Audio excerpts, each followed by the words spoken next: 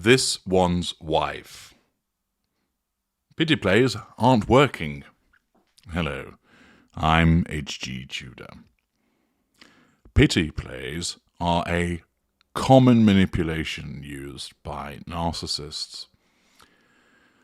Their chief users are mid-range narcissists. Lesser narcissists will use them to some extent, greaters and the ultra do not.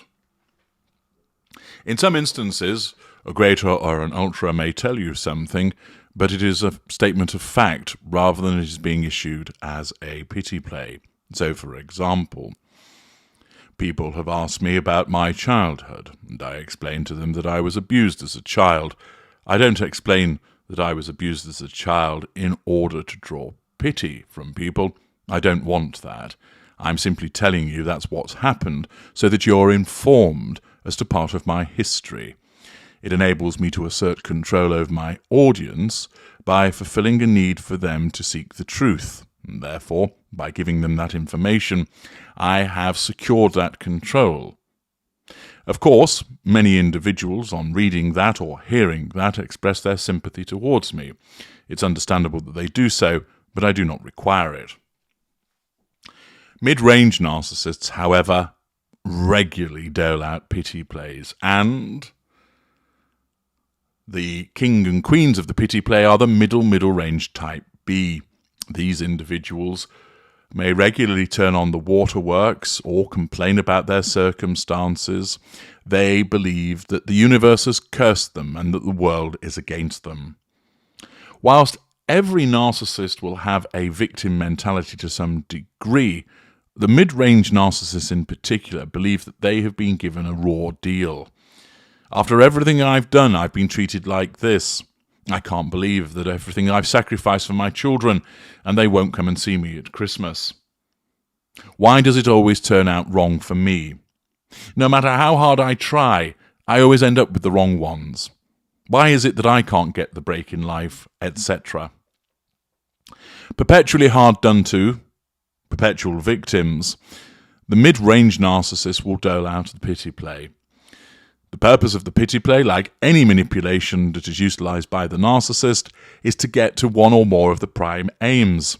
Accordingly, by causing the listener or viewer to feel sorry for the narcissist in some shape or form, that demonstrates that that appliance, that person, is thus under control. Their sympathy, their concern, their words of support provide fuel to the narcissist. It often also leads to residual benefits. For instance, taking the children so that the narcissist doesn't have them because the narcissist is exhausted, providing money to the narcissist because they're down on their luck, giving a lift to the narcissist because their car is broken down, going around and doing a favour such as clearing the guttering for the narcissist because, they have a bad back and it's difficult for them to climb that ladder. Pity plays are used extensively by narcissists and especially those of the mid-range variety. Furthermore, the way that this one's wife behaves is that she infects Harry so that he engages in them also. Thus, with her repeatedly bleating on about their perpetual victimhood, which he has swallowed hook, line and sinker, their modus operandi was to try and make everybody feel sorry for them by suggesting that they'd effectively been abused by the royal family, that they had been chased out of the United Kingdom by a racist royal family, an oppressive press, and a populace that was downright evil. At first, they succeeded to an extent. People did feel sorry for them. There were people who bought into that story. There were people that thought, yes, you've tried your best to integrate and look how they've treated you. No wonder you had to go to Canada and then California. But the problem is that this one's wife's narcissism doesn't recognize where it needs to regulate the application of the appropriate manipulation. If it worked yesterday, then why won't it work today, and tomorrow, and the day after that? And thus we got the stuck record of the bleating and complaining. This has been picked up on by Jane Moore of the Super Soaraway Sun, who writes, "Just when we thought they were giving us a bit of well-deserved privacy, the King and Queen of Monty's shit show are re-emerging from their McMansion for what sources are referring to as a rebrand. Please, no, spare us. We've endured the first brand of Harry and this one's wife, the persecuted lovers who fled the wicked royal kingdom in the pursuit of a happier life, a lucrative teat that was rapidly milked dry, i.e. lots and lots of pity plays around that subject. Then there was misunderstood Harry, whose angelic wife was his rock after his dreadful family ostracised him, pity play. That vein is now fully excavated and bloodless. And of course, there was their main brand, that of eco-warriors with a passion for saving the world, and everyone in it via word salad preachings made from one of their lavishly appointed living rooms. So what will Brand Sussex do now?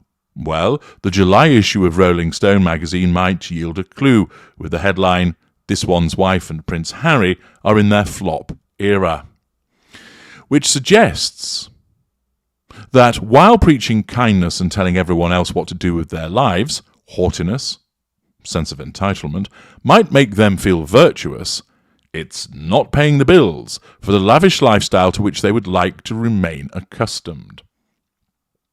As Stacey Jones, founder of LA-based marketing agency Hollywood Branded, puts it, it's circled around poor this one's wife and Harry, and that's not a platform you can build a brand on. Accordingly, it has been identified that building a brand upon repeated pity plays is not going to work. Indeed, it isn't.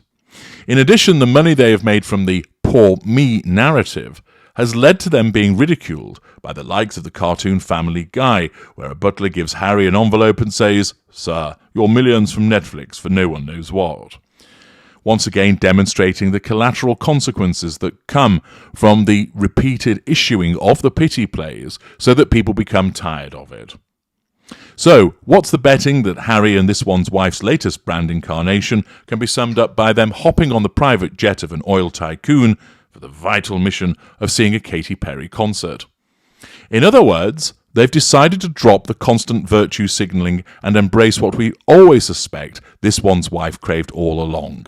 An A-list celebrity lifestyle funded by lucrative endorsements and favours from billionaires who want to be seen with someone famous, i.e. a parasitic lifestyle. Accordingly, the pity plays are no longer working, and this is forcing a shift by her narcissism. It's still acting to seek those prime aims, it causing her to act as the parasite that she is, showing that sense of entitlement to leech off the success of other people. But rather than doing so through pity plays, it's done through that sense of entitlement to say, I'm famous, want to hang out with me? If so, you can pay. In a way, a form of prostitution. Only last month they were spotted on the small Caribbean island of Canoan, described as the place where billionaires go to escape millionaires. And favours or not, that kind of lifestyle needs a steady income to sustain it. Not to mention the energy bills alone for their 13,000 square foot home in California. Earlier this year, it was suggested that this one's wife was about to launch a major new commercial venture, and that a relaunch might be imminent of the TIG, the lifestyle website she shut down after meeting Harry. She also signed up with talent agency William Morris Endeavour, which suggests a return to acting. The couple's charitable work via their foundation Archwell is ongoing, but it will no doubt remain a sideshow to the more important business of making Brand Sussex financially self-sufficient. So, Harry and this one's wife's rebrand look set to be commercial. Unless, of course, they're booking flights. Thus, so writes Jane Moore in The Sun, identifying that the pity plays, that particular form of manipulation, which are particularly acute with the middle mid-ranger, that is, this one's wife, simply aren't cutting the mustard any longer. And this has forced a shift in the manipulation to try and basically be a celebrity that's funded by others. Once again demonstrating a lack of emotional empathy, a sense of entitlement to ponce and leech off other people, a lack of accountability for paying your own way, and the demonstrative residual benefit of getting other people to fund the lifestyle. It remains to be seen whether they can sustain this. I suspect they will not. Ultimately, she's going to have to ditch him and find somebody that will take her on full time that has got far more money than he has. I'm HG Tudor. Thank you for listening.